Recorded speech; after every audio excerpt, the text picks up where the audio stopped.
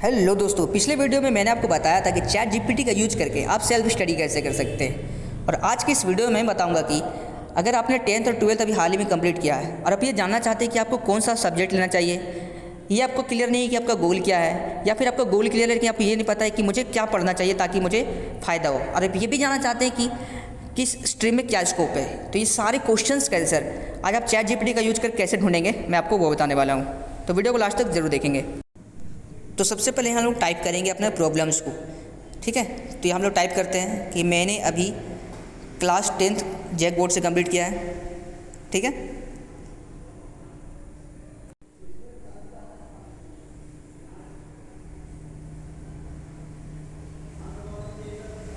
ठीक है, और उसके बाद जो जो प्रॉब्लम लिख देंगे, और मेरा 85% आया है इस टाइप से, पर मैं कंफ्यूज हूँ कि आगे कौन सा सब्जेक्ट लूँ।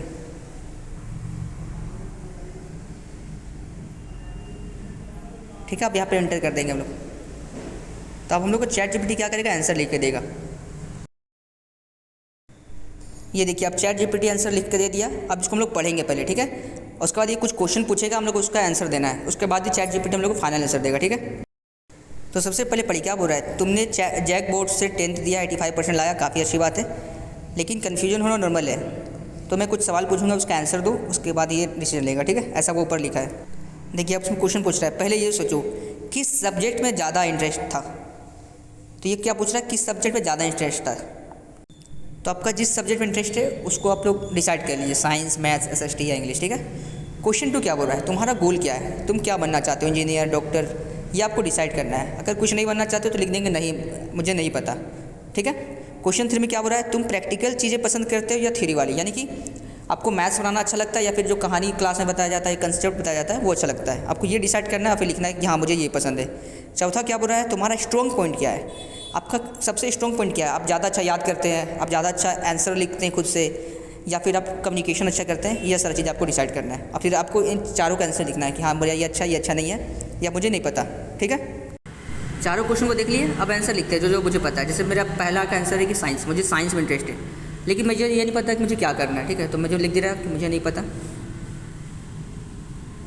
ठीक है।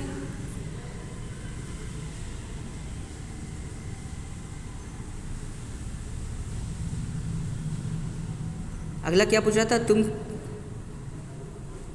किन चीज़ों को अच्छे से करते हो, थ्योरी या प्रैक्टिकल, यानी कि तुम्हें क्या पसंद है। तो मान के चलिए मुझे थ्योरी पसंद है, प्रैक्टिकल नहीं पसंद है, तो यहाँ लिख देंगे मुझे थ्योरी पसंद है, ठीक है। और क्या था चौथा, क्या तुम्हारा स्ट्रॉन्ग पॉइंट क्या है, तो जो भी मेरा स्ट्रॉन्ग पॉइंट है वो लिख देंगे, ठीक है। स्ट्रॉन्ग पॉइंट क्या है मेरा, लॉजिक, यानी कि चीज़ों के पीछे का लॉजिक ढूंढना, ठीक है। तो इसी टाइप से जो भी आपका स्ट्रॉन्ग पॉइंट है लिख दीजिएगा, नहीं पता है तो नो लिख देंगे, ठीक है। अब इंटर मारेंगे, देखिए आंसर हमको देगा। अब आपने जो आंसर लिखा उसके आधार पर ये कुछ लिख के देगा। अब उसको समझना है क्या लिख रहा है, कि आपका प्रोफाइल देख के उसको ये समझ में आया कि आपको साइंस में इंटरेस्ट है, आपका फ्यूचर क्लियर नहीं है, आपको थ्योरी पसंद है और आप लॉजिकल थिंकिंग करते हैं, ठीक है। अब आपको क्या करना चाहिए, तो सबसे पहला ऑप्शन बोल रहा है कि फिजिक्स, केमिस्ट्री, मैथ और बायो लो। क्यों लो, क्योंकि आपका साइंस में इंटरेस्ट है, आपको लॉजिकल क्वेश्चन सोल्व करना अच्छा लगता है। और मैथ और बायो दोनों क्यों दिया है, ताकि आप फ्यूचर में जाकर डिसाइड कर सको कि आपको इंजीनियरिंग सेक्टर में जाना है या फिर मेडिकल सेक्टर में, ठीक है। इसी टाइप से और भी ऑप्शन देखिए दे रहा होगा अभी।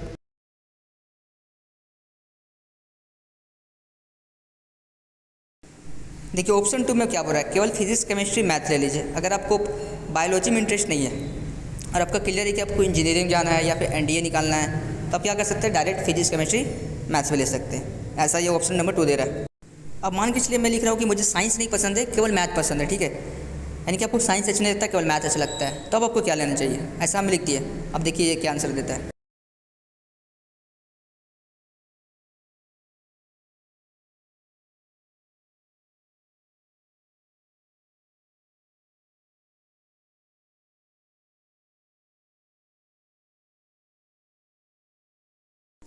उसको लिखने के बाद इंटर किए, देखिए अब आपके सामने रिजल्ट आएगा।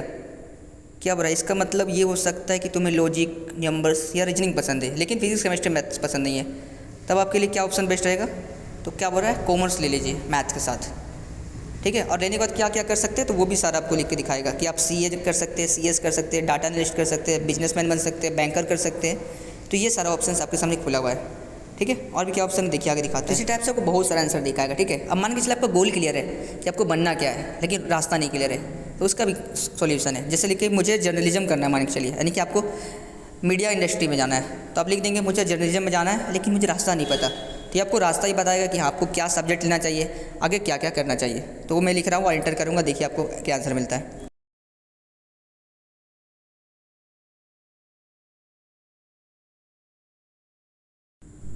देखिए आंसर आना चालू हो गया। अगर तुम्हें जर्नलिज्म में जाना है तो बहुत क्लियर डायरेक्शन है, बहुत अच्छी बात है, ऐसा लिख के आया है। अभी आगे धीरे धीरे आएगा रिजल्ट। तो देखिए अब आ गया कि जर्नलिज्म के लिए आपको क्या करना चाहिए। तो क्या बोल रहा है, 10th के बाद आपको आर्ट्स या ह्यूमैनिटीज़ लेना चाहिए, ये आपके लिए बेस्ट रहेगा, ठीक है। और इसमें क्या बोल रहा है, इंग्लिश लो, पॉलिटिकल साइंस लो, हिस्ट्री लो, साइकोलॉजी लो, ये सभी अगर आप लेंगे तो आपके लिए क्या रहेगा, बेनिफिशियल रहेगा। अब 12th के बाद क्या करना है वो भी देखिए बता रहा है। 12th के बाद क्या करना है, BA करो जर्नलिज्म में या फिर मास मीडिया में या फिर इंग्लिश में। अगर तुम राइटिंग में स्ट्रॉन्ग हो तब तो क्या बोला, 11 में आप आर्ट्स ले लीजिए और ग्रेजुएशन में BA कर लीजिए जर्नलिज्म या मास मीडिया में, ठीक है। और उसके बाद मास्टर्स भी आप कर सकते हैं। तो ये आपका क्या बता दिया, रास्ता बता दिया। अब जर्नलिज्म में सक्सेसफुल होने के लिए क्या करना है वो भी दिखा रहा है कि कम्युनिकेशन स्किल स्ट्रॉन्ग होना चाहिए, ठीक है। और इसके साथ साथ ये भी बता रहा है कि आपको क्या क्या कैरियर ऑप्शन है इसमें। न्यूज़ एंकर बन सकते हैं, media researcher, PR, political analyst, freelancer, video journalist, content creator, ये सारा आपके लिए क्या है, कैरियर ऑप्शंस है। तो ये भी आपको बता रहा है, ठीक है। तो अगर आपका गोल क्लियर है कि हाँ मुझे ये करना है, लेकिन आपको रास्ता क्लियर नहीं है कि मुझे क्या सब्जेक्ट लेना है, क्या पढ़ना चाहिए, तो इन सारे क्वेश्चंस का आंसर भी ChatGPT आपको देगा। सेकंड, अगर आपको ये नहीं पता, आपका गोल क्लियर नहीं है लेकिन आपको पता है कि आपका इंटरेस्ट किस चीज़ में है, तो भी ChatGPT हेल्प करेगा। आपको कुछ नहीं पता है तो भी आप ChatGPT से अगर हेल्प लेंगे तो ये आपको काफ़ी अच्छा गाइड कर देगा कि आपको कौन सा सब्जेक्ट लेना चाहिए, किस सब्जेक्ट में क्या स्कोप है और क्या क्या पढ़ना चाहिए। तो इन सारे क्वेश्चंस का आंसर आपको ChatGPT देगा। तो आप ChatGPT का यूज करें ताकि आप सही डिसीजन ले सकें। ये गलती ना करें कि आपके सारे दोस्त साइंस ले रहे तो आप साइंस ले लिए, आपके सारे दोस्त कॉमर्स ले रहे तो कॉमर्स ले लिए, तो ऐसा ना करें। अच्छे से रिसर्च करें कि हाँ आपका इंटरेस्ट किस चीज़ में, आपके अंदर क्या टैलेंट है, आपका किस चीज़ में क्या स्कोप है, ये सारे चीज़ों को जान लें, उसके बाद डिसीजन लें, तब ज़्यादा अच्छा आपका डिसीजन ले पाएंगे। तो उम्मीद है कि वीडियो से आपको बहुत कुछ सीखने को मिला होगा। अगर वीडियो अच्छी लगी तो लाइक और सब्सक्राइब जरूर करें और दोस्तों के साथ शेयर करना ना भूलें। अभी आगे आने वाले वीडियोज़ में ChatGPT का और क्या क्या यूज़ करना है वो मैं आपको बताऊँगा। तब तक के लिए क्या करें, वीडियोज़ को देखें, सब्सक्राइब करें और दोस्तों के साथ शेयर करना ना भूलें।